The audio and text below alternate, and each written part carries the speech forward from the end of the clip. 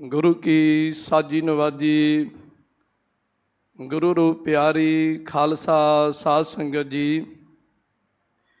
गरीब नवाज, पतित पावन, भगत वछल, दीना बंधु सतगुरु,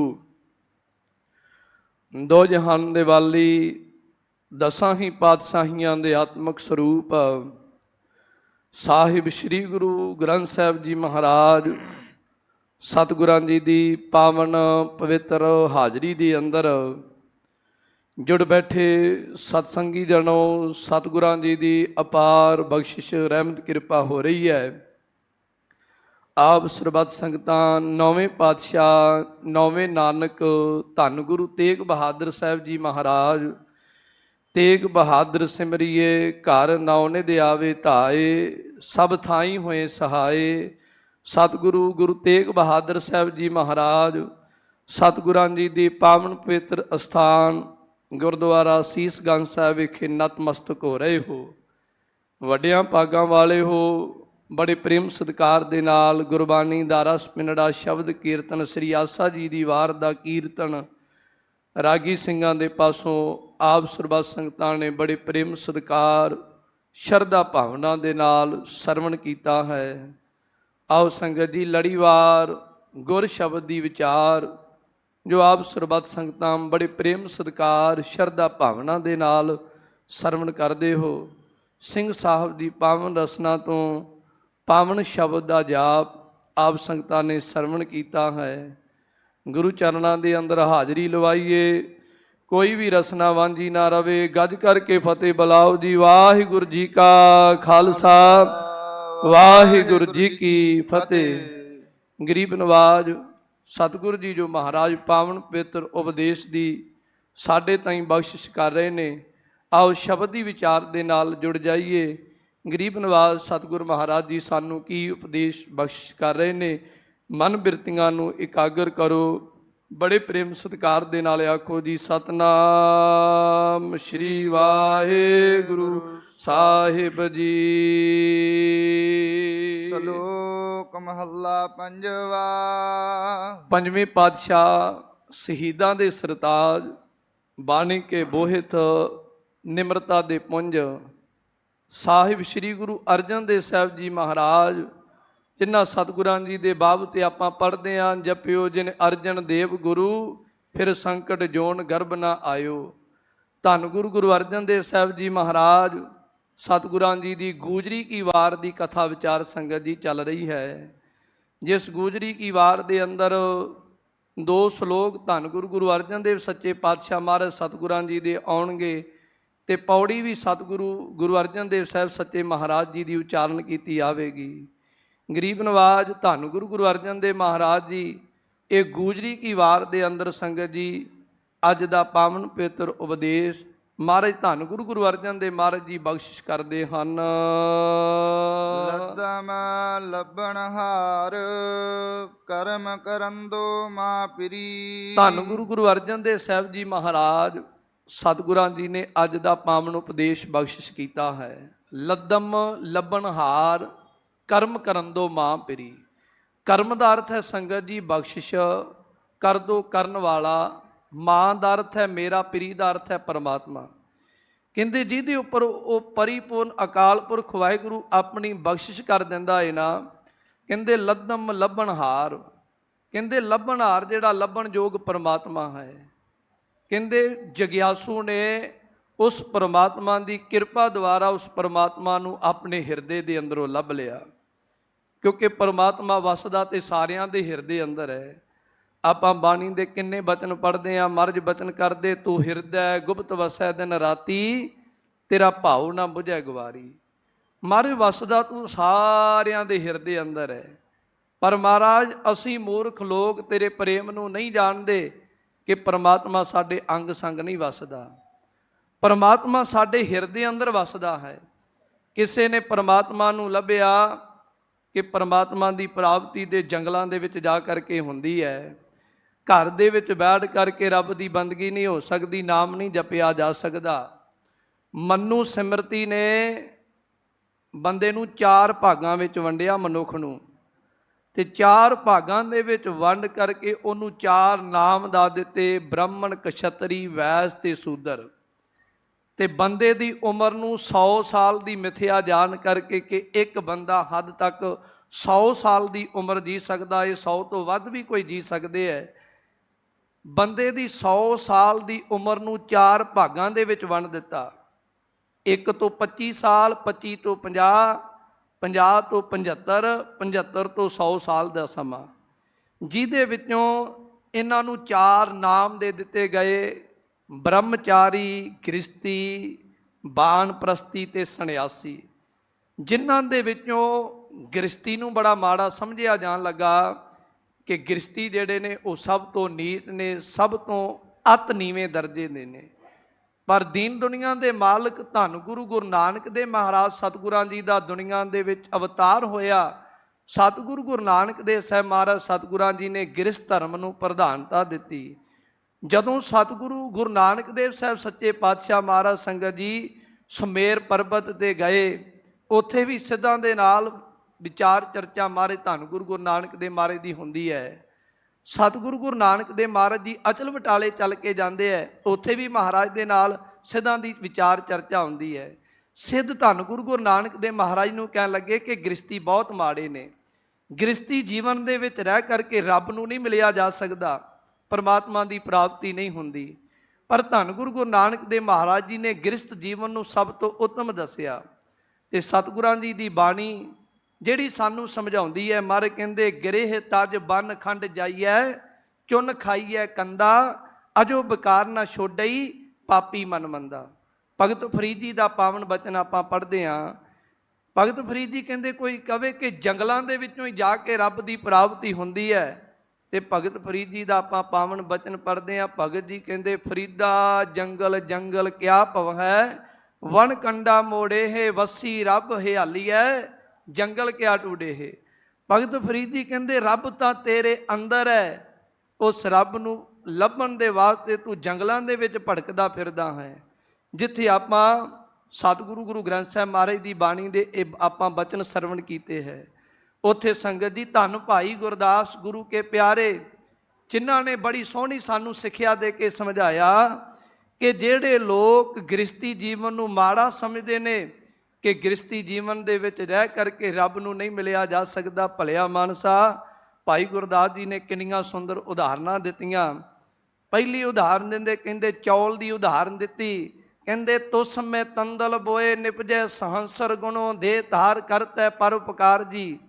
ਸੰਗਤ ਜੀ ਅੱਜ ਝੋਨੇ ਦਾ ਸੀਜ਼ਨ ਚੱਲ ਰਿਹਾ ਹੈ, ਜੱਟ ਜ਼ਿਮੀਂਦਾਰ ਆਪਣੀਆਂ ਖੇਤਾਂ ਦੇ ਵਿੱਚੋਂ ਝੋਨਾ ਵੱਢ ਰਹੇ ਨੇ। ਜਦੋਂ ਝੋਨੇ ਦੀ ਪਨੀਰੀ ਤਿਆਰ ਕਰੀਦੀ ਹੈ ਨਾ ਸੰਗਤ ਜੀ, ਜਿਹੜਾ ਚੌਲ ਛਿਲਕੇ ਦੇ ਵਿੱਚ ਹੋਵੇ, ਜੱਟ ਜ਼ਿਮੀਂਦਾਰ ਝੋਨਾ ਲਾਉਣ ਦੇ ਵਾਸਤੇ ਪਹਿਲਾਂ ਪਨੀਰੀ ਤਿਆਰ ਕਰਦਾ ਹੈ। ਉਹ ਘਰ ਦੇ ਵਿੱਚੋਂ ਵਧੀਆ ਝੋਨੇ ਦਾ ਬੀ ਆਪਣੇ ਖੇਤਾਂ ਦੇ ਵਿੱਚ ਲੈ ਕੇ ਜਾਂਦਾ ਹੈ।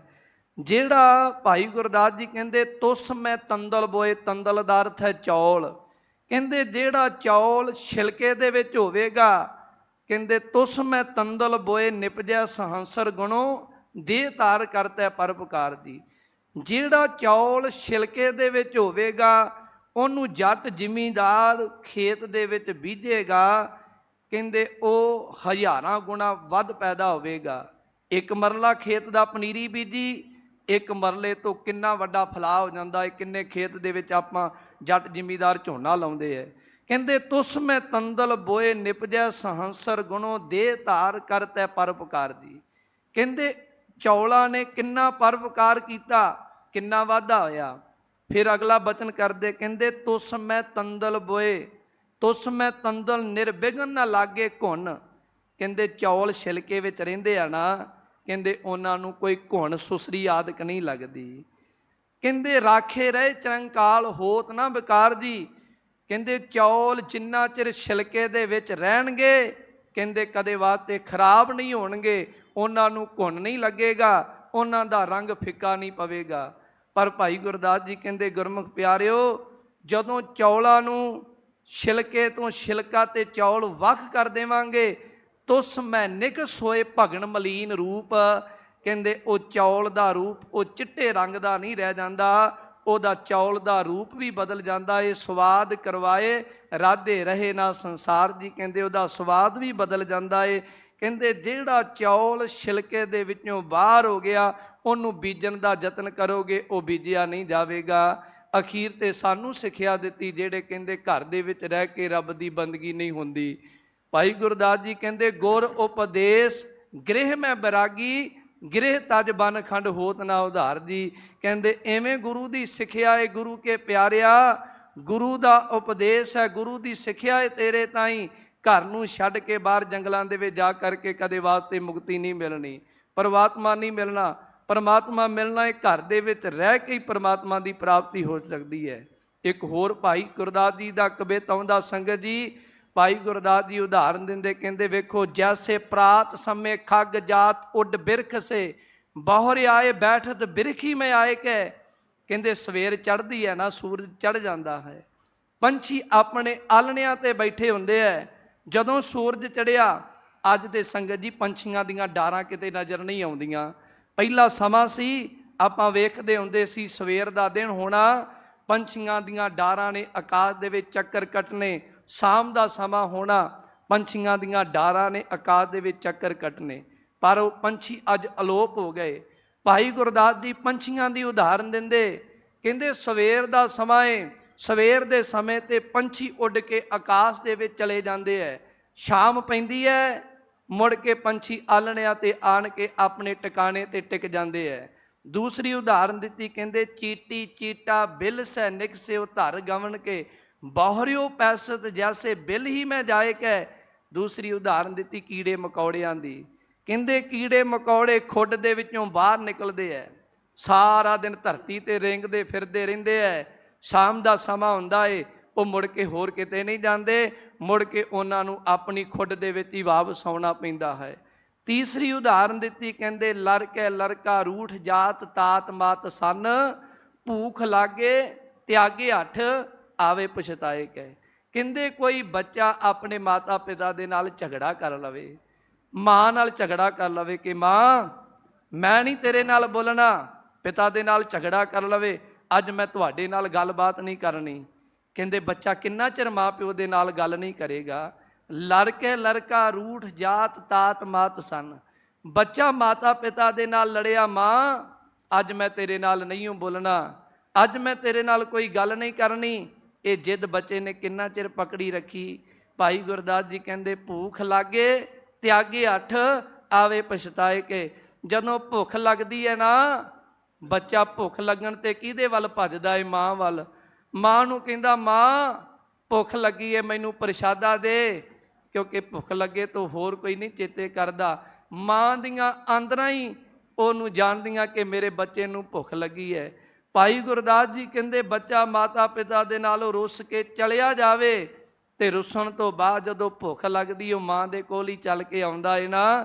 ਅਖੀਰ ਤੇ ਸਾਨੂੰ ਸਿੱਖਿਆ ਦਿੰਦੇ, ਕਹਿੰਦੇ ਐ ਭਲਿਆ ਮਾਨਸਾ ਘਰ ਨੂੰ ਬੰਧਨ ਰੂਪ ਨਾ ਸਮਝ, ਘਰ ਤੇਰੇ ਦੇ ਵਿੱਚ ਰਹਿ ਕੇ ਹੀ ਰੱਬ ਨੂੰ ਮਿਲਿਆ ਜਾ ਸਕਦਾ ਏ। ਤੈਸੇ ਗ੍ਰਹਿ ਤਿਆਗ ਭਾਗ ਜਾਤ ਉਦਾਸ ਬਾਸ, ਆਸਰੋ ਤਖਤ ਫੁਨ ਗ੍ਰਹਿ ਸਤ ਕੋ ਧਾਏ ਕਹਿ। ਐਵੇਂ ਕਹਿੰਦੇ ਜਿਵੇਂ ਪੰਛੀ ਉੱਡ ਕੇ ਆਲਣਿਆਂ ਤੋਂ ਗਏ, ਮੁੜ ਕੇ ਆਲਣਿਆਂ ਤੇ ਆ ਗਏ। ਕੀੜੇ ਮਕੌੜੇ ਖੁੱਡ ਦੇ ਵਿੱਚੋਂ ਨਿਕਲ ਕੇ ਗਏ, ਮੁੜ ਕੇ ਖੁੱਡ ਦੇ ਵਿੱਚ ਹੀ ਵਾਪਸ ਆ ਗਏ। ਬੱਚਾ ਮਾਤਾ ਪਿਤਾ ਦੇ ਨਾਲੋਂ ਰੁੱਸ ਕੇ ਮੁੜ ਕੇ ਮਾਂ ਪਿਓ ਦੇ ਕੋਲ ਵਾਪਸ ਆ ਗਿਆ। ਐਵੇਂ ਜਿਹੜਾ ਘਰ ਨੂੰ ਛੱਡ ਕੇ ਗਿਆ, ਤੈਸੇ ਗ੍ਰਹਿ ਤਿਆਗ ਭਾਗ ਜਾਤ ਉਦਾਸ ਬਾਸ, ਆਸਰੋ ਤਖਤ ਫੁਨ ਗ੍ਰਹਿ ਸਤ ਕੋ ਧਾਏ ਕਹਿ। ਕਹਿੰਦੇ ਜਿਨ੍ਹਾਂ ਨੇ ਘਰ ਨੂੰ ਬੰਧਨ ਰੂਪ ਸਮਝਿਆ ਕਿ ਘਰ ਤੇ ਬੰਧਨ ਰੂਪ ਹੈ, ਇੱਥੇ ਬੰਦਗੀ ਨਹੀਂ ਹੋਣੀ, ਪਰਿਵਾਰ ਦੇ ਝੰਬੇਲਿਆਂ ਦੇ ਵਿੱਚ ਫਸ ਜਾਵਾਂਗੇ। ਕਹਿੰਦੇ ਉਹੀ ਜੋਗੀ ਲੋਕ ਫਿਰ ਮੰਗਣ ਦੇ ਵਾਸਤੇ, ਭਿਖਿਆ ਲੈਣ ਦੇ ਵਾਸਤੇ ਘਰਾਂ ਦੇ ਵਿੱਚੋਂ ਚੱਲ ਕੇ ਆਉਂਦੇ ਹੈ ਕਿ ਸਾਨੂੰ ਕੋਈ ਖਾਣ ਵਾਸਤੇ ਰੋਟੀ ਦੇ ਦਿਓ, ਸਾਨੂੰ ਸਰੀਰ ਤੇ ਪਹਿਨਣ ਵਾਸਤੇ ਕੱਪੜਾ ਦੇ ਦਿਓ। ਭਾਈ ਗੁਰਦਾਸ ਜੀ ਨੇ ਦੱਸਿਆ, ਕਹਿੰਦੇ ਹੋਏ ਅਤੀਤ ਗ੍ਰਹਿ ਤਜ, ਫਿਰ ਉਹਨੂੰ ਕੇ ਘਰ ਮੰਗਣ ਜਾਈ। ਕਹਿੰਦੇ ਵੈਰਾਗੀ ਬਣ ਗਿਆ, ਘਰ ਨੂੰ ਬੰਧਨ ਸਮਝ ਗਏ, ਪਰ ਕਹਿੰਦੇ ਮੰਗਣ ਦੇ ਵਾਸਤੇ ਫਿਰ ਉਹਨਾਂ ਗ੍ਰਸਤੀਆਂ ਦੇ ਘਰ ਦੇ ਵਿੱਚ ਹੀ ਚਲਾ ਗਿਆ। ਕਹਿੰਦੇ ਭਲਿਆ ਮਾਨਸਾ ਇਸ ਤਰ੍ਹਾਂ ਨਹੀਂ। ਮਰਜ ਉਪਦੇਸ਼ ਬਖਸ਼ ਦੇ ਮਰ, ਕਹਿੰਦੇ ਲੱਦਮ ਲੱਭਣ ਹਾਰ ਕਰਮ ਕਰਨ ਦੋ ਮਾਂ ਪਿਰੀ। ਕਹਿੰਦੇ ਉਹ ਕਾਲ ਪੁਰਖ ਵਾਹਿਗੁਰੂ ਬਖਸ਼ਿਸ਼ ਕਰਦਾ ਏ। ਜਿਸ ਜਗਿਆਸੂ ਨੇ ਉਸ ਪਰਮਾਤਮਾ ਨੂੰ ਆਪਣੇ ਹਿਰਦੇ ਅੰਦਰੋਂ ਲੱਭ ਲਿਆ। ਆਪਾਂ ਮਹਾਰਾਜ ਧੰਨ ਗੁਰੂ ਗ੍ਰੰਥ ਸਾਹਿਬ ਮਹਾਰਾਜ ਦੇ ਬਚਨ ਪ੍ਰਮਾਣ ਸਰਵਣ ਕੀਤੇ। ਭਾਈ ਗੁਰਦਾਸ ਜੀ ਦੇ, ਕਲਗੀਧਰ ਪਾਤਸ਼ਾਹ ਮਹਾਰਾਜ ਧੰਨ ਗੁਰੂ ਗੋਬਿੰਦ ਸਿੰਘ ਜੀ ਮਹਾਰਾਜ, ਜੋ ਆਪਣੇ ਖਾਲਸੇ ਦੇ ਉੱਪਰ ਸੰਗਤ ਜੀ ਕਿੰਨੀ ਵੱਡੀ ਬਖਸ਼ਿਸ਼ ਕਰਦੇ ਨੇ। ਕਲਗੀਧਰ ਪਾਤਸ਼ਾਹ ਮਹਾਰਾਜ ਵੀ ਇਹਦੇ ਬਾਬਤ ਬਚਨ ਕਰਦੇ ਨੇ। ਮਹਾਰਾਜ ਦਾ ਬਚਨ ਆਪਾਂ ਪੜ੍ਹਦੇ ਹਾਂ ਨਾ, ਰੇ ਮਨ ਐਸੋ ਕਰ ਸੰਨਿਆਸਾ, ਬਨ ਸੇ ਸਦਨ ਸਭੈ ਕਰ ਸਮਝੋ, ਮਨ ਹੀ ਮਾਹਿ ਉਦਾਸਾ। ਕਲਗੀਧਰ ਪਾਤਸ਼ਾਹ ਮਹਾਰਾਜ ਧੰਨ ਗੁਰੂ ਗੋਬਿੰਦ ਸਿੰਘ ਜੀ ਮਹਾਰਾਜ, ਤੁਹਾਡੇ ਕੋਲੋਂ ਪੁੱਛੀਏ ਮਹਾਰਾਜ, ਆਪ ਜੀ ਮਹਾਰਾਜ ਕਿਸ ਤਰ੍ਹਾਂ ਆਪਣੇ ਪਿਆਰਿਆਂ ਨੂੰ ਦੱਸਦੇ ਹੋ? ਮਹਾਰਾਜ ਕਹਿੰਦੇ, ਪਿਆਰਿਆ ਘਰ ਨੂੰ ਛੱਡਣ ਦੀ ਲੋੜ ਨਹੀਂ। ਰੇ ਮਨ ਐਸੋ ਕਰ ਸੰਨਿਆਸਾ, ਮਨਾ ਐਸਾ ਸੰਨਿਆਸ ਧਾਰਨ ਕਰ। ਕੈਸਾ ਸੰਨਿਆਸ? ਬਨ ਸੇ ਸਦਨ ਸਭੈ ਕਰ ਸਮਝੋ। ਬਨ ਨਾਮ ਜੰਗਲ ਦਾ, ਸਦਨ ਨਾਮ ਘਰ ਦਾ। ਮਹਾਰਾਜ ਕਹਿੰਦੇ ਜੰਗਲ ਨੂੰ ਤੇ ਘਰ ਇੱਕ ਸਮਾਨ ਸਮਝ, ਮਨ ਹੀ ਮਾਹਿ ਉਦਾਸਾ। ਮਹਾਰਾਜ ਕਹਿੰਦੇ ਮਨ ਦੇ ਵਿੱਚ ਹੀ ਉਦਾਸ ਰਹਿ, ਮਨ ਦੇ ਵਿੱਚ ਹੀ ਵਿਰਾਗ ਧਾਰਨ ਕਰ। ਸਿੱਖਿਆ ਦਿੱਤੀ ਮਹਾਰਾਜ ਕਲਗੀਧਰ ਪਾਤਸ਼ਾਹ ਨੇ ਆਪਣੇ ਪਿਆਰਿਆਂ ਨੂੰ।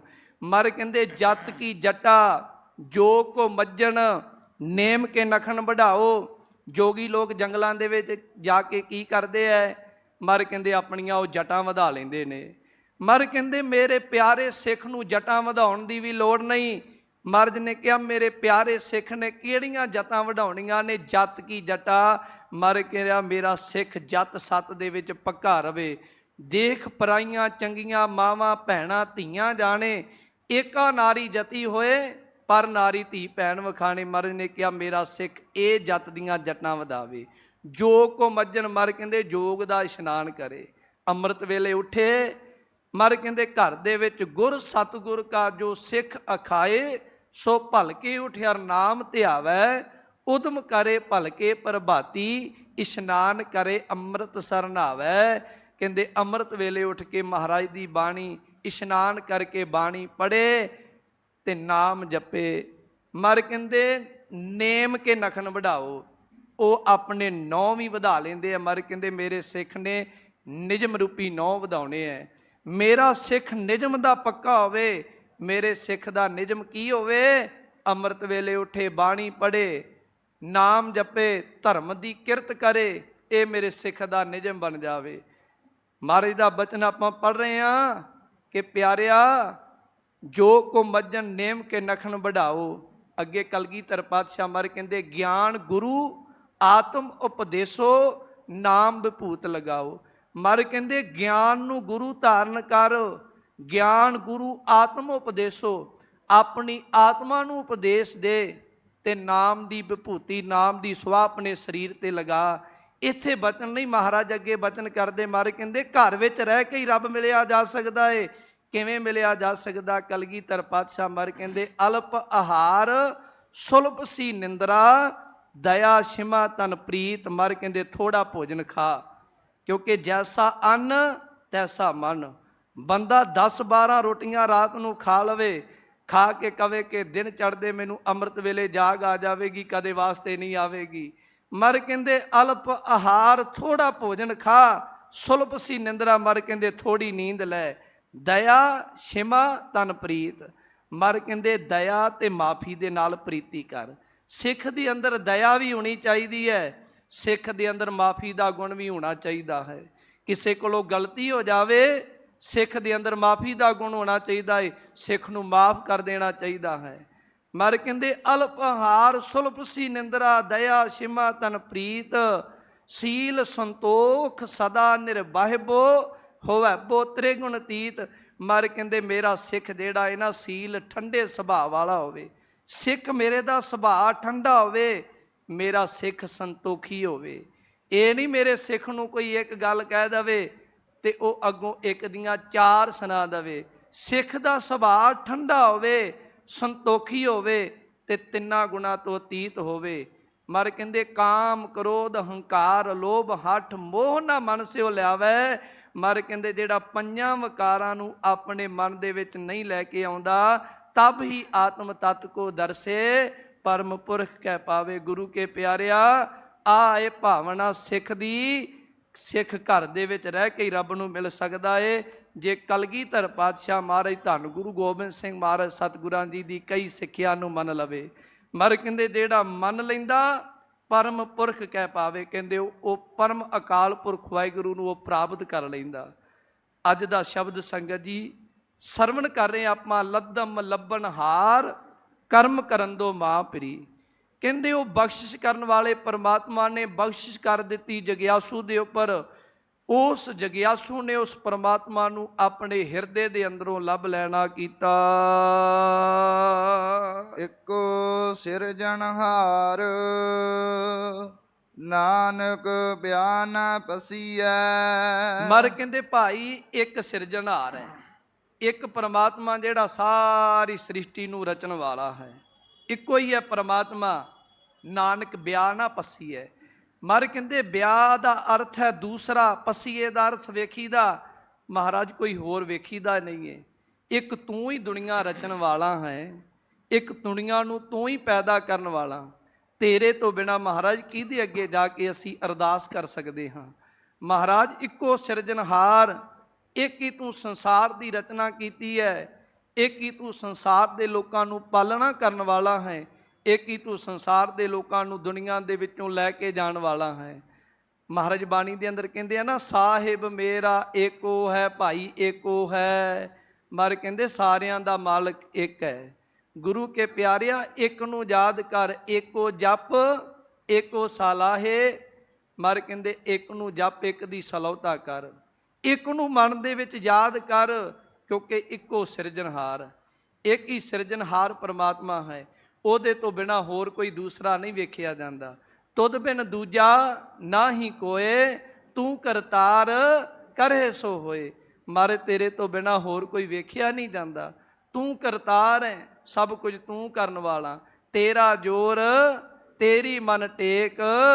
ਮਹਾਰਾਜ ਤੇਰਾ ਹੀ ਸਾਨੂੰ ਮਹਾਰਾਜ ਬਾਲੇ ਤੇ ਤੇਰਾ ਹੀ ਆਸਰਾ ਹੈ। ਸਭ ਉੱਪਰ ਪਾਰ ਬ੍ਰਹਮ ਦਾ ਤਾਰ। ਮਹਾਰਾਜ ਸਾਰਿਆਂ ਤੋਂ ਉੱਪਰ ਤੂੰ ਹੈ। ਤੇਰੀ ਟੇਕ ਤੇਰਾ ਆਧਾਰ। ਤੂੰ ਸਾਰਿਆਂ ਦਾ ਦਾਤਾ ਹੈ, ਤੂੰ ਸਾਰਿਆਂ ਤੋਂ ਵੱਡਾ ਹੈ। ਤੂੰ ਸਮਰੱਥ ਹੈ ਮਹਾਰਾਜ, ਕਰਨ ਕਾਰਨ ਸਮਰੱਥ ਪ੍ਰਭ।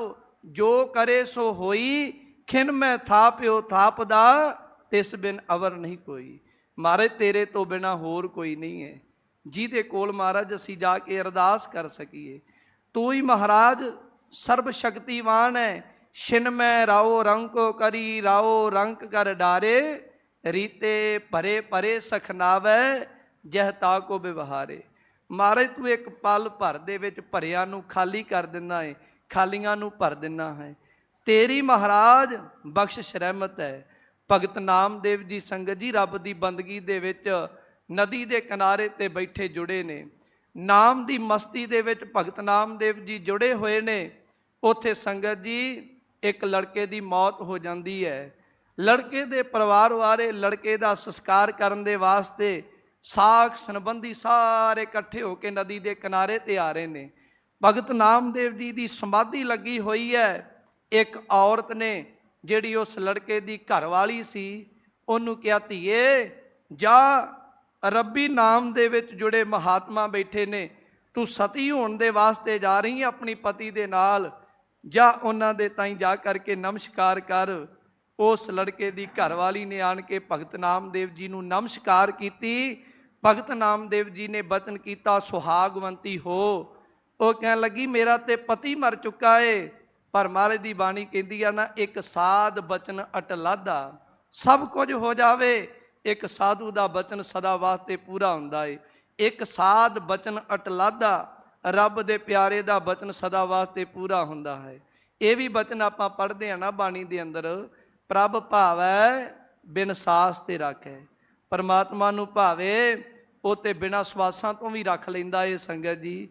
ਜਦੋਂ ਭਗਤ ਨਾਮਦੇਵ ਜੀ ਨੇ ਕਿਹਾ ਨਾ ਸੁਹਾਗਵੰਤੀ ਹੋ, ਉਹਨੇ ਕਿਹਾ ਮੇਰਾ ਪਤੀ ਮਰ ਗਿਆ। ਸੰਗਤ ਜੀ ਉਹ ਲੜਕਾ ਜਿਹੜਾ ਮਰਿਆ ਸੀ ਉਹ ਜਿਉਂਦਾ ਹੋ ਗਿਆ। ਬਾਦਸ਼ਾਹ ਨੂੰ ਇਸ ਗੱਲ ਦਾ ਪਤਾ ਲੱਗਾ ਏ ਕਿ ਭਗਤ ਨਾਮਦੇਵ ਜੀ ਨੇ ਇੱਕ ਮਰੇ ਲੜਕੇ ਨੂੰ ਜਿਉਂਦਾ ਕਰ ਦਿੱਤਾ। ਦੇਵ ਨੈਤ ਨਾਲ ਬਾਦਸ਼ਾਹ ਦੀ ਗਾਂ ਮਰ ਗਈ। ਬਾਦਸ਼ਾਹ ਨੇ ਕਿਹਾ ਨਾਮਦੇਵ ਨੂੰ ਬੁਲਾਇਆ ਜਾਵੇ। ਨਾਮਦੇਵ ਜੀ ਬਾਦਸ਼ਾਹ ਦੀ ਕਚਹਿਰੀ ਦੇ ਵਿੱਚ ਜਾਂਦੇ ਨੇ। ਨਾਮਦੇਵ ਜੀ ਨੂੰ ਬਾਦਸ਼ਾਹ ਕਹਿਣ ਲੱਗਾ, ਐ ਭਗਤ ਨਾਮਦੇਵ, ਉਸ ਦਿਨ ਤੂੰ ਉਸ ਲੜਕੇ ਨੂੰ ਜਿਉਂਦਾ ਕਰ ਦਿੱਤਾ ਸੀ, ਅੱਜ ਮੇਰੀ ਗਾਂ ਮਰ ਚੁੱਕੀ ਹੈ, ਇਹ ਮੇਰੀ ਮਰੀ ਗਾਂ ਨੂੰ ਜਿਉਂਦੀ ਕਰ ਦੇਣਾ ਕਰ। ਭਗਤ ਨਾਮਦੇਵ ਜੀ ਕਹਿਣ ਲੱਗੇ, ਮੈਂ ਕੌਣ ਆ?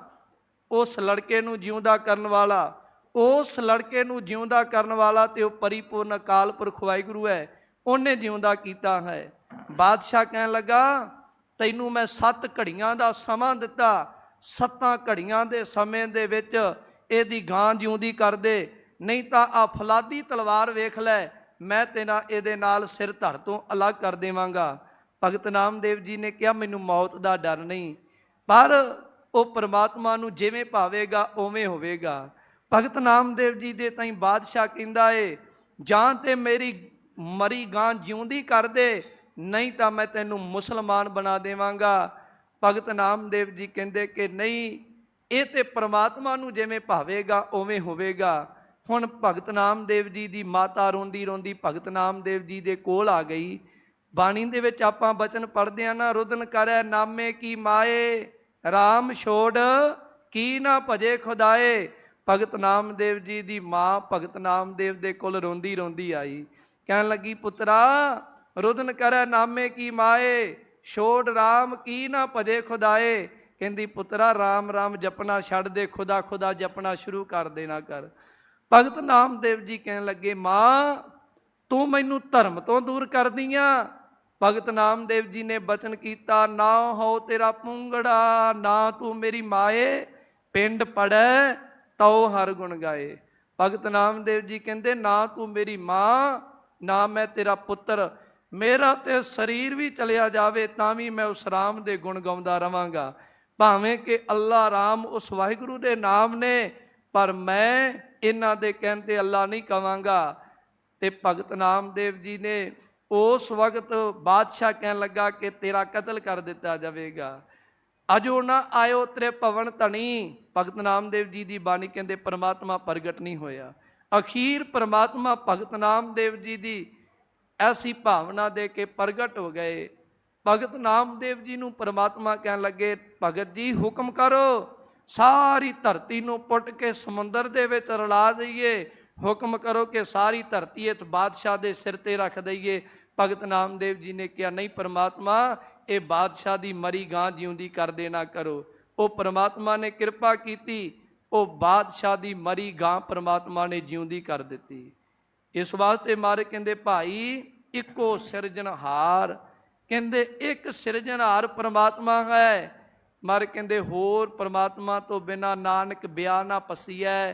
ਐ ਪਿਆਰਿਆ, ਇੱਕ ਪਰਮਾਤਮਾ ਤੇ ਭਰੋਸਾ ਰੱਖਿਆ ਕਰ, ਇੱਕ ਤੋਂ ਬਿਨਾਂ ਹੋਰ ਕਿਤੇ ਜਾ ਕੇ ਮਾਰੇ ਕਹਿੰਦੇ, ਭਾਈ ਤੂੰ ਨਾ ਵੇਖਣਾ ਕਰ। ਮਹੱਲਾ ਪੰਜਵਾ। ਪੰਜਵੇਂ ਪਾਤਸ਼ਾਹ ਧੰਨ ਗੁਰੂ ਗੁਰੂ ਅਰਜਨ ਦੇਵ ਮਹਾਰਾਜ ਦੂਸਰੇ ਸ਼ਲੋਕ ਦੀ ਬਖਸ਼ਿਸ਼ ਕਰਦੇ ਹਨ। ਪਾਪੜਿਆ ਪਛਾੜ, ਬਾਣ ਸਚਾਵਾ ਸੰਨ ਕੈ। ਜਗਿਆਸੂ ਨੇ ਬੇਨਤੀ ਕੀਤੀ, ਮਹਾਰਾਜ ਅਸੀਂ ਇੱਕ ਪਰਮਾਤਮਾ ਨੂੰ ਕਿਵੇਂ ਮਿਲ ਸਕਦੇ ਹਾਂ, ਕਿਉਂਕਿ ਮਹਾਰਾਜ ਅਸੀਂ ਪਾਪਾਂ ਦੇ ਨਾਲ ਭਰੇ ਹੋਏ ਆ। ਮਹਾਰਾਜ ਸਾਡਾ ਹਿਰਦਾ ਪਾਪਾਂ ਦੇ ਨਾਲ ਭਰਿਆ ਹੋਇਆ ਏ। ਸਾਡੇ ਹਿਰਦੇ ਅੰਦਰ ਮਹਾਰਾਜ ਕਈ ਪਾਪ ਨੇ। ਹਮ ਅਵਗੁਣ ਭਰੇ ਏਕ ਗੁਣ ਨਾਹੀ, ਅੰਮ੍ਰਿਤ ਛਾੜ ਬਿਖੈ ਬੇਖਾਹੀ। ਮਾਇਆ ਮੋਹ ਪਰਮ ਮੈਂ ਭੁੱਲੇ, ਸੁਤ ਦਾਰਾ ਸਿਓ ਪ੍ਰੀਤ ਲਗਾਈ। ਇੱਕ ਉਤਮ ਪੰਥ ਸੁਣਿਓ ਗੁਰ ਸੰਗਤ, ਤੇ ਮਲੰਤ ਜਮ ਤਰਾਸ ਮਿਟਾਈ। ਇੱਕ ਅਰਦਾਸ ਪਾਠ ਕੀਰਤ ਕੀ, ਗੁਰ ਰਾਮਦਾਸ ਰਾਖੋ ਸਰਨਾਈ। ਸੱਚੇ ਪਾਤਸ਼ਾਹ ਅਸੀਂ ਤੇ ਔਗਣਾਂ ਦੇ ਭਰੇ ਹਾਂ, ਸਾਡੇ ਅੰਦਰ ਪਾਪ ਆਏ ਨੇ ਮਹਾਰਾਜ। ਤੇ ਮਰ ਕਹਿੰਦੇ, ਭਾਈ ਪਾਪੜਿਆਂ ਪਛਾੜ।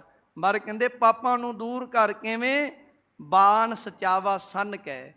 ਜਿਵੇਂ ਮਹਾਰਾਜ ਕਹਿੰਦੇ ਕਿ ਭਾਈ ਯੋਧਾ ਸੂਰਮਾ ਜਿਹੜਾ ਏ, ਮੈਦਾਨੇ ਜੰਗ ਦੇ ਵਿੱਚ ਤੀਰ ਕਮਾਨ ਦੇ ਵਿੱਚ ਚਿੱਲੇ ਦੇ ਉੱਪਰ ਤੀਰ ਚਾੜ ਕੇ ਵੈਰੀ ਨੂੰ ਨਿਸ਼ਾਨਾ ਤੱਕ ਕੇ ਮਰ ਕਹਿੰਦੇ ਤੀਰ ਦਾ ਵਾਰ ਕਰਦਾ ਹੈ ਨਾ, ਉਹਦੇ ਬਾਬਤ ਮਾਰੇ ਦੱਸਦੇ ਹੈ। ਮਰ ਕਹਿੰਦੇ ਬਾਣ ਸਚਾਵਾ ਸੰਨ ਕਹਿ। ਮਰ ਕਹਿੰਦੇ ਇੱਥੇ ਤੀਰ ਕਮਾਨ ਕਿਹੜਾ ਲੈਣਾ? ਮਰ ਕਹਿੰਦੇ ਬੁੱਧੀ ਰੂਪੀ ਤੀਰ ਕਮਾਨ ਲੈ, ਤੇ ਨਿਮਰਤਾ ਰੂਪੀ ਚਿੱਲੇ ਤੇ ਤੀਰ ਨੂੰ ਚਾੜਨਾ ਕਰ। ਤੇ ਕਹਿੰਦੇ ਸੱਚਾ ਨਾਮ ਰੂਪੀ ਤੀਰ ਲੈ, ਤੇ ਨਿਸ਼ਾਨਾ ਕਿਹਨੂੰ ਰੱਖਣਾ ਹੈ? ਪਾਪਾਂ ਨੂੰ। ਬੁੱਧੀ ਰੂਪੀ ਤੀਰ ਕਮਾਨ ਲੈ ਕੇ ਨਿਮਰਤਾ ਰੂਪੀ ਚਿੱਲੇ ਤੇ ਸੱਚਾ ਨਾਮ ਰੂਪੀ ਤੀਰ ਚਾੜ, ਕਿਉਂਕਿ ਨਾਮ ਦੇ ਨਾਲ ਹੀ ਪਾਪਾਂ ਤੋਂ ਛੁਟਕਾਰਾ ਹੋ ਸਕਦਾ ਹੈ। ਜਦੋਂ ਬੁੱਧੀ ਰੂਪੀ ਤੀਰ ਕਮਾਨ ਹੋਵੇਗਾ, ਨਿਮਰਤਾ ਰੂਪੀ ਚਿੱਲਾ ਹੋਵੇਗਾ ਤੇ ਸੱਚਾ ਨਾਮ ਰੂਪੀ ਤੀਰ ਹੋਵੇਗਾ, ਤੇਰੇ ਕੋਲ ਪਰਮਾਤਮਾ ਦਾ ਨਾਮ ਹੋਵੇਗਾ ਤੇ ਪਾਪਾਂ ਨੂੰ ਤੂੰ ਦੂਰ ਕਰ ਦੇਵੇਂਗਾ। ਕਿਉਂਕਿ ਪਾਪੀ ਕਿੰਨੇ ਆਪਾਂ ਸੰਸਾਰ ਦੇ ਵਿੱਚ ਜਾਣੇ। ਮਹਾਰਾਜ ਦੀ ਬਾਣੀ ਕਹਿੰਦੀ ਹੈ ਨਾ, ਅਜਾਮਲ ਪਾਪੀ ਜਗ ਜਾਣੇ ਨਿਮਖ ਮਾਹੇ ਨਿਸਤਾਰਾ। ਅਜਾਮਲ ਜਿਹਨੂੰ ਸਾਰਾ ਹੀ ਸੰਸਾਰ ਜਾਣਦਾ ਸੀ, ਸਾਰੇ ਸੰਸਾਰ ਦੇ ਲੋਕ ਮਹਾਰਾਜ ਕਹਿੰਦੇ ਇੱਕ ਪਲ ਦੇ ਵਿੱਚ ਹੀ ਮਹਾਰਾਜ ਨੇ ਉਹਦਾ ਭਲਾ ਕਰ ਦਿੱਤਾ, ਅਜਾਮਲ ਪਾਪੀ ਦਾ।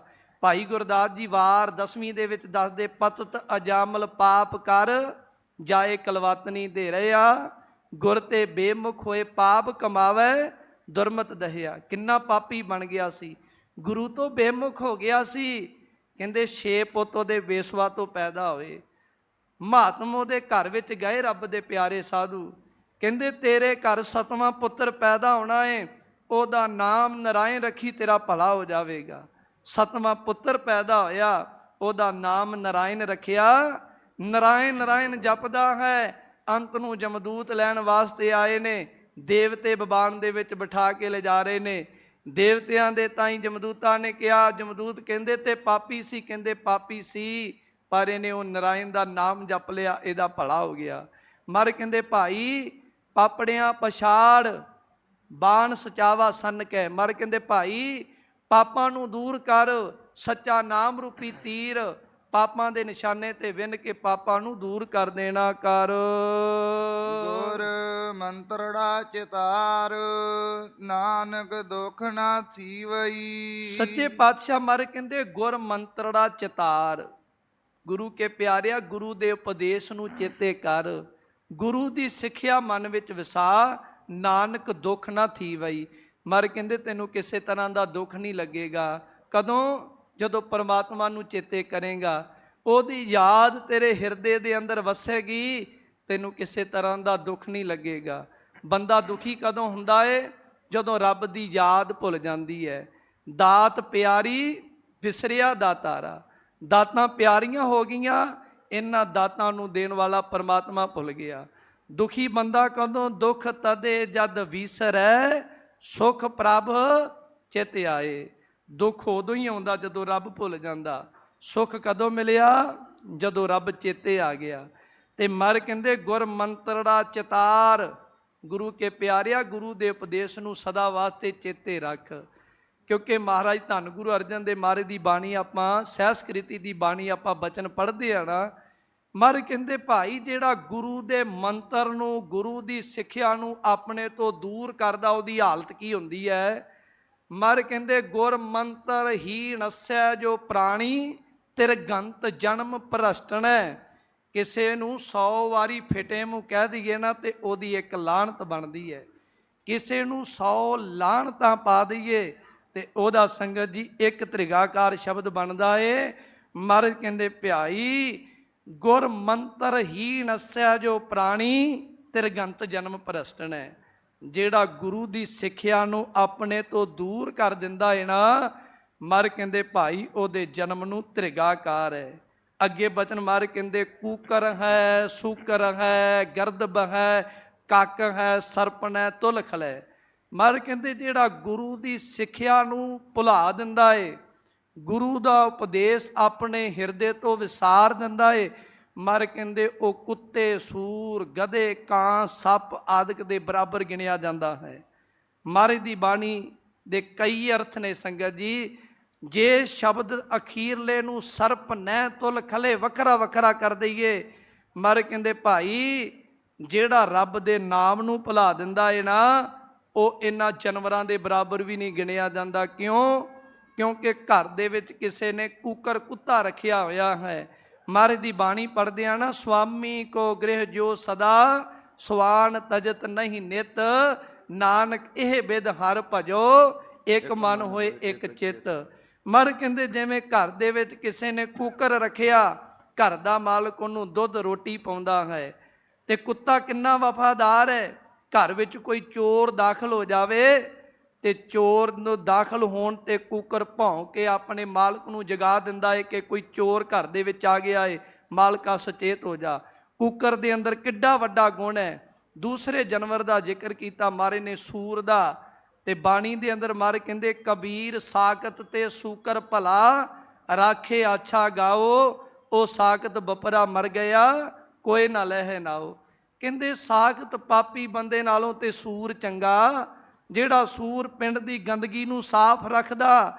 ਕਹਿੰਦੇ ਪਾਪੀ ਬੰਦਾ ਮਰ ਜਾਂਦਾ, ਉਹਦਾ ਕੋਈ ਨਾਮ ਹੀ ਨਹੀਂ ਲੈਂਦਾ। ਕੂਕਰ ਹੈ, ਸੂਕਰ ਹੈ, ਗਰਦਬੇ, ਤੀਸਰਾ ਜਾਨਵਰ ਗਧਾ। ਕਹਿੰਦੇ ਗਧੇ ਦੀ ਬਰਾਬਰੀ ਵੀ ਮਾੜਾ ਬੰਦਾ ਨਹੀਂ ਕਰ ਸਕਦਾ। ਗਧੇ ਦੇ ਵਿੱਚ ਗੁਣ ਹੈ, ਗਰਮੀ ਹੋਵੇ ਸਰਦੀ ਹੋਵੇ, ਉਹਦੇ ਮਾਲਕ ਨੇ ਜਿੰਨਾ ਮਰਜ਼ੀ ਗਧੇ ਤੇ ਭਾਰ ਲੱਦ ਦਿੱਤਾ, ਗਧੇ ਨੇ ਇਹ ਨਹੀਂ ਕਹਿਣਾ ਕਿ ਮੇਰੇ ਤੇ ਕਿੰਨਾ ਭਾਰ ਲੱਦ ਦਿੱਤਾ। ਗਧਾ ਆਪਣੀ ਚਾਲੇ ਤੁਰਿਆ ਜਾਵੇਗਾ। ਚੌਥੇ ਜਾਨਵਰ ਦਾ ਜ਼ਿਕਰ ਹੈ ਆਉਂਦਾ ਹੈ, ਕਹਿੰਦੇ ਸੱਪ। ਕਹਿੰਦੇ ਸੱਪ ਜਿਨ੍ਹਾਂ ਦੇ ਵਿੱਚੋਂ ਸਾਰਿਆਂ ਤੋਂ ਉੱਤਮ ਜਿਹੜਾ ਸੱਪ ਸ਼ੇਸ਼ਨਾਗ, ਜਿਹੜਾ ਕਹਿੰਦੇ ਹਜ਼ਾਰਾਂ ਵਾਰੀ ਆਪਣੇ ਮੁਖ ਤੋਂ ਪਰਮਾਤਮਾ ਦਾ ਨਾਮ ਲੈਂਦਾ ਹੈ। ਇੱਕ ਜਾਨਵਰ ਰਹਿ ਗਿਆ, ਕਹਿੰਦੇ ਕਾਂ।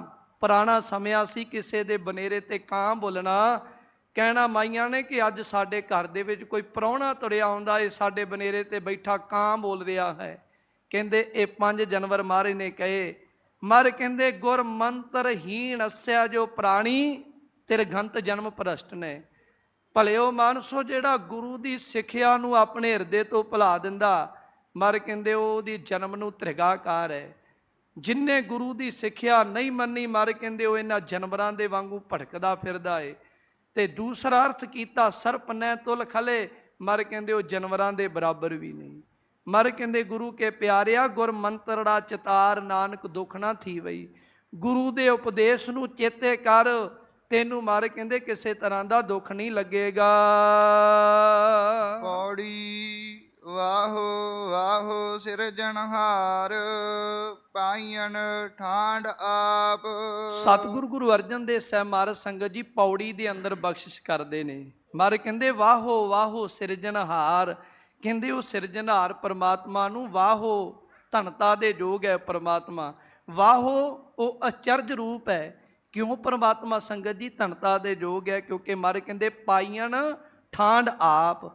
ਮਰ ਕਹਿੰਦੇ ਉਹ ਪਿਆਰੇ ਪਰਮਾਤਮਾ ਨੇ ਸਿੱਖਾਂ ਦੇ ਅੰਦਰ ਠੰਡ ਵਰਤਾ ਦਿੱਤੀ, ਸਿੱਖਾਂ ਦੇ ਤਪਦੇ ਹਿਰਦਿਆਂ ਨੂੰ ਠਾਰ ਕੇ ਰੱਖ ਦਿੱਤਾ। ਸੰਗਤ ਜੀ ਧੰਨ ਗੁਰੂ ਹਰਗੋਬਿੰਦ ਸਾਹਿਬ ਸੱਚੇ ਪਾਤਸ਼ਾਹ ਮਹਾਰਾਜ, 5 ਪਿਆਲੇ 5 ਪੀਰ, 6 ਪੀਰ ਬੈਠਾ ਗੁਰ ਭਾਰੀ, ਅਰਜਨ ਕਾਇਆ ਪਲਟ ਕੇ ਮੂਰਤ ਹਰਗੋਬਿੰਦ ਸਵਾਰੀ। ਸੰਗਤ ਜੀ ਧੰਨ ਗੁਰੂ ਹਰਗੋਬਿੰਦ ਸਾਹਿਬ ਮਹਾਰਾਜ ਸਤਿਗੁਰਾਂ ਜੀ ਦਾ ਆਪਾਂ ਜ਼ਿਕਰ ਪੜ੍ਹਦੇ ਹਾਂ। ਜਦੋਂ ਸੰਗਤ ਜੀ ਬਾਬਾ ਬਿਧੀ ਚੰਦ ਸਾਹਿਬ ਜੀ ਦੇ ਤਾਈਂ ਧੰਨ ਗੁਰੂ ਹਰਗੋਬਿੰਦ ਸਾਹਿਬ ਮਹਾਰਾਜ ਨੇ ਹੁਕਮ ਕੀਤਾ ਕਿ ਜਿਹੜੇ ਦੁਸ਼ਾਲੇ ਪੱਟੀ ਦੇ ਮਿਰਜ਼ਿਆਂ ਨੇ ਖੋਲੇ, ਬਾਬਾ ਬਿਧੀ ਚੰਦ ਸਾਹਿਬ ਜੀ ਨੂੰ ਹੁਕਮ ਹੋਇਆ ਕਿ ਜਾਓ ਪੱਟੀਓਂ ਦੁਸ਼ਾਲੇ ਲੈ ਕੇ ਆਓ। ਧੰਨ ਗੁਰੂ ਹਰਗੋਬਿੰਦ ਮਹਾਰਾਜ ਦਾ ਸਿੱਖ ਬਾਬਾ ਬਿਧੀ ਚੰਦ ਸਾਹਿਬ ਜੀ ਪੱਟੀਓਂ ਦੁਸ਼ਾਲੇ ਲੈ ਕੇ ਤੁਰੇ ਹੈ। ਜ਼ਾਲਮਾਂ ਨੂੰ ਪਤਾ ਲੱਗ ਚੁੱਕਾ ਏ ਤੇ ਬਾਬਾ ਬਿਧੀ ਚੰਦ ਸਾਹਿਬ ਜੀ ਉਸ ਵਕਤ ਸੰਗਤ ਜੀ ਪਠਿਆਰਾ ਭੱਠੀ ਦੇ ਵਿੱਚ ਦਾਣੇ ਭੁੰਨ ਰਿਹਾ ਸੀ। ਉਹ ਪਠਿਆਰੇ ਦੇ ਕੋਲ ਆਣ ਕੇ ਕਹਿਣ ਲੱਗੇ ਸਾਨੂੰ ਠਹਿਰਨ ਵਾਸਤੇ ਜਗ੍ਹਾ ਚਾਹੀਦੀ ਹੈ। ਉਹ ਕਹਿੰਦਾ ਭੱਠੀ ਤੋਂ ਇਲਾਵਾ ਮੇਰੇ ਕੋਲ ਹੋਰ ਕੁਝ ਨਹੀਂ ਹੈ। ਬਾਬਾ ਬਿਧੀ ਚੰਦ ਸਾਹਿਬ ਜੀ ਨੇ ਕਿਹਾ ਭਲਿਆ ਮਾਨਸਾ ਫਿਰ ਕੜਾਇਆ ਚੱਕ ਕੇ ਪਾਸੇ ਰੱਖ ਦੇਣਾ ਕਰ। ਉਹ ਕਹਿੰਦਾ ਅੱਗ ਬਲਦੀ ਹੈ। ਸਿੱਖ ਨੇ ਕਿਹਾ ਹੋਏਗਾ ਖਸਮ ਤਾਂ ਲੇਗਾ ਰਾਖ, ਮੇਰਾ ਮਾਲਕ ਹੋਵੇਗਾ ਮੇਰੀ ਰੱਖਿਆ ਕਰ ਲਵੇਗਾ। ਤੇ ਮਹਾਰਾਜ ਦਾ ਬਚਨ ਵੀ ਪੜ੍ਹਦੇ ਆ, ਗੁਰ ਕਾ ਬਚਨ ਬਸੇ ਜੀ ਨਾਲੇ, ਜਲ ਨਹੀਂ ਡੂਬੈ ਤਸਕਰ ਨਹੀਂ ਲੇਵੈ, ਭਾਹੇ ਨਾ ਸਾਕੇ ਜਾਲੇ। ਜਿਹੜਾ ਗੁਰੂ ਤੇ ਭਰੋਸਾ ਰੱਖਦਾ ਉਹਨੂੰ ਅੱਗ ਨਹੀਂ ਡੋਬ ਸਕਦੀ, ਉਹਨੂੰ ਚੋਰ ਨਹੀਂ ਕੁਝ ਲੁੱਟ ਕੇ ਲਿਜਾ ਸਕਦੇ, ਪਾਣੀ ਨਹੀਂ ਡੋਬ ਸਕਦਾ, ਅੱਗ ਉਹਦਾ ਕੁਝ ਨਹੀਂ ਨੁਕਸਾਨ ਕਰ ਸਕਦੀ। ਬਾਬਾ ਬਿਧੀ ਚੰਦ ਸਾਹਿਬ ਜੀ ਛਾਲ ਮਾਰ ਕੇ ਬਲ ਦੇ ਭੱਠ ਦੇ ਵਿੱਚ ਬੈਠ ਗਏ। ਧੰਨ ਗੁਰੂ ਹਰਗੋਬਿੰਦ ਸਾਹਿਬ ਮਹਾਰਾਜ ਭਾਈ ਕੀ ਡਰੋਲੀ ਬੈਠੇ ਹੈ, ਉੱਥੇ ਸਰੀਰ ਦੇ ਉੱਪਰ ਜਲ ਦੀਆਂ ਗਾਗਰਾਂ ਪਵਾਉਂਦੇ ਨੇ ਤੇ ਮਹਾਰਾਜ ਭਾਈ ਕੀ ਡਰੋਲੀ ਤੋਂ ਠੰਡਕ ਬਲ ਦੇ ਭੱਠ ਦੇ ਵਿੱਚ ਪੱਟੀ ਦੇ ਵਿੱਚ ਬਾਬਾ ਬਿਧੀ ਚੰਦ ਸਾਹਿਬ ਜੀ ਦੇ ਤਾਈਂ ਪਹੁੰਚਾ ਰਹੇ ਨੇ। ਤਪਤ ਮਾਹੇ ਠਾਂਡ ਵਰਤਾਈ, ਆਨੰਦ ਭਇਆ ਦੁੱਖ ਨਾਠੇ ਭਾਈ। ਗੁਰੂ ਨੇ ਤਪ ਦੇ ਹਿਰਦੇ ਅੰਦਰ ਠੰਡ ਵਰਤਾ ਦਿੱਤੀ। ਅੱਜ ਵੀ ਸੰਗਤ ਜੀ ਉਹ ਬਾਬਾ ਬਿਧੀ ਚੰਦ ਸਾਹਿਬ ਜੀ ਦਾ ਭੱਠ ਸਾਹਿਬ ਸਥਾਨ ਪੱਟੀ ਵਿੱਚ ਮੌਜੂਦ ਹੈ। ਉੱਥੇ ਹਰ ਸਾਲ ਹੀ ਮਹਾਂਪੁਰਖਾਂ ਦੇ ਵੱਲੋਂ ਜੋੜ ਮੇਲਾ ਅੱਜ ਵੀ 27 ਤਰੀਕ ਨੂੰ ਮਨਾਇਆ ਜਾ ਰਿਹਾ ਹੈ। ਮਹਾਰਾਜ ਬਖਸ਼ਿਆ ਕਰਦੇ ਕਿ ਵਾਹੋ ਵਾਹੋ ਸਿਰਜਣਹਾਰ, ਪਾਈਨ ਠਾਂਡ ਆਪ। ਮਰ ਕਹਿੰਦੇ ਪ੍ਰਮਾਤਮਾ ਨੇ ਕਿਰਪਾ ਕਰ ਦਿੱਤੀ, ਸਿੱਖਾਂ ਦੇ ਹਿਰਦਿਆਂ ਦੇ ਅੰਦਰ ਠੰਡ ਵਰਤਾ ਦਿੱਤੀ। ਜੀ ਜੰਤ ਮਿਹਰਵਾਨ ਤਿਸਨੋ ਸਦਾ ਜਾਪ।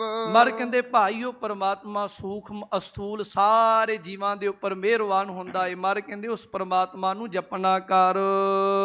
ਦਇਆ ਧਾਰੀ ਸਮਰੱਥ ਚੁਕੇ ਬਿਲ ਬਿਲਾਪ। ਮਰ ਕਹਿੰਦੇ ਉਸ ਜਦੋਂ ਸਮਰੱਥ ਅਕਾਲ ਪੁਰਖ ਵਾਹਿਗੁਰੂ ਨੇ ਤੇਰੇ ਤੇ ਕਿਰਪਾ ਕਰ ਦਿੱਤੀ, ਮਰ ਕਹਿੰਦੇ ਚੁੱਕੇ ਬਿਲ ਬਿਲਾਪ। ਬਿਲ ਦਾ ਅਰਥ ਹੁੰਦਾ ਖੱਡਾ, ਬਿਲਾਪ ਦਾ ਅਰਥ ਹੁੰਦਾ ਵਿਰਲਾਪ ਕਰਨਾ।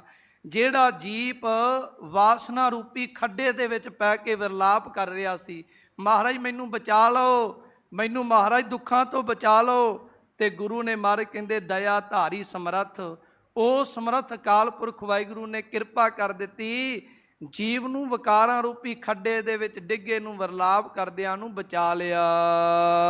ਨਠੇ ਤਾਪ ਦੁਖ ਰੋਗ ਪੂਰੇ ਗੁਰ ਪ੍ਰਤਾਪ। ਮਰ ਕਹਿੰਦੇ ਜੀਵ ਦੇ ਤਿੰਨ ਤਰ੍ਹਾਂ ਦੇ ਤਾਪ ਨੇ, ਆਦਿ ਵਿਆਧੀ ਉਪਾਧੀ, ਤਿੰਨ ਤਰ੍ਹਾਂ ਦੇ ਤਾਪ ਨੇ। ਮਰ ਕਹਿੰਦੇ ਤਿੰਨੇ ਤਾਪ ਵੀ ਗੁਰੂ ਨੇ ਦੂਰ ਕਰ ਦਿੱਤੇ, ਦੁੱਖ ਵੀ ਗੁਰੂ ਨੇ ਦੂਰ ਕਰ ਦਿੱਤਾ। ਕਿਉਂਕਿ ਦੁੱਖ ਵਿਛੋੜਾ, ਇੱਕ ਦੁੱਖ ਭੂਖ, ਇੱਕ ਦੁੱਖ ਸਕਤਵਾਰ ਜਮਦੂਤ, ਇੱਕ ਦੁੱਖ ਰੋਗ ਲੱਗੇ ਤਨ ਧਾਏ, ਵੈਦ ਨਾ ਭੋਲੇ ਦਾਰੂ ਲਾਏ।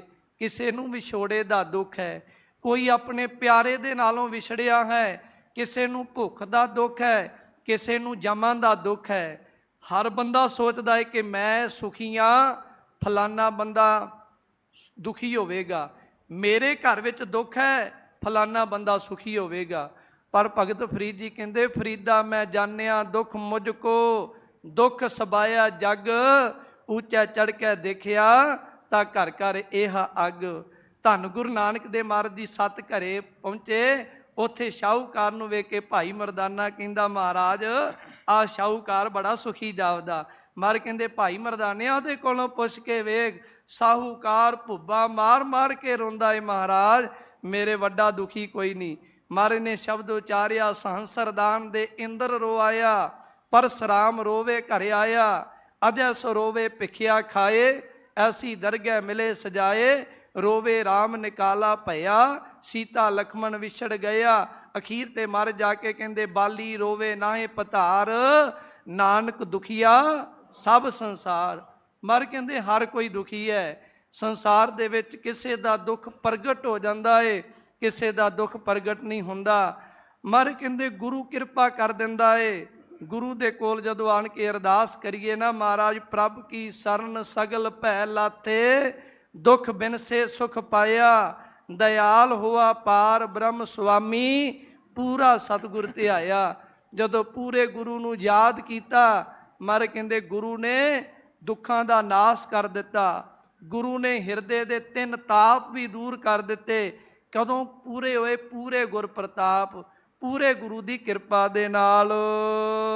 ਕੀਤੀਨ ਆਪਣੀ ਰੱਖ ਗਰੀਬ ਨਿਵਾਜ ਥਾਪ।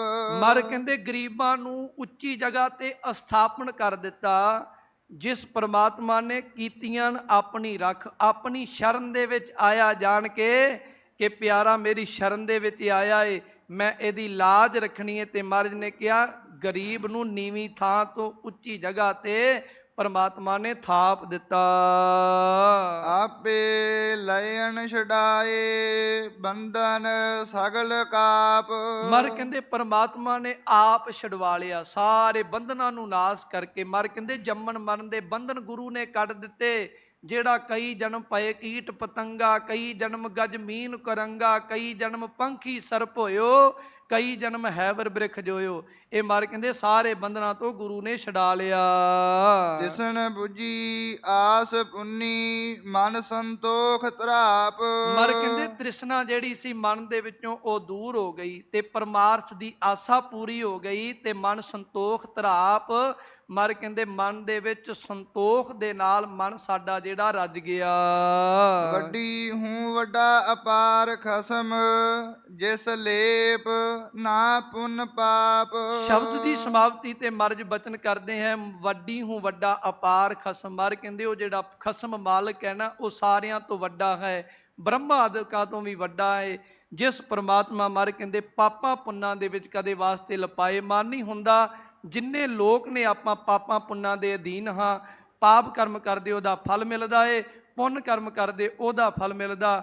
ਪਾਪੀ ਕਰਮ ਕਮਾਵਦੇ ਕਰਦੇ ਹਾਏ ਹਾਏ, ਨਾਨਕ ਜਿਉ ਮਥਨ ਮਾਧਾਨੀਆਂ ਤਿਉ ਮੱਥੇ ਧਰਮ ਰਾਏ। ਮਰ ਕਹਿੰਦੇ ਪਾਪ ਕਰਨ ਵਾਲੇ ਲੁੱਟੇ ਜਾਂਦੇ ਐ, ਪੁੰਨ ਕਰਮ ਕਰਨ ਵਾਲੇ ਬਚ ਜਾਂਦੇ ਐ।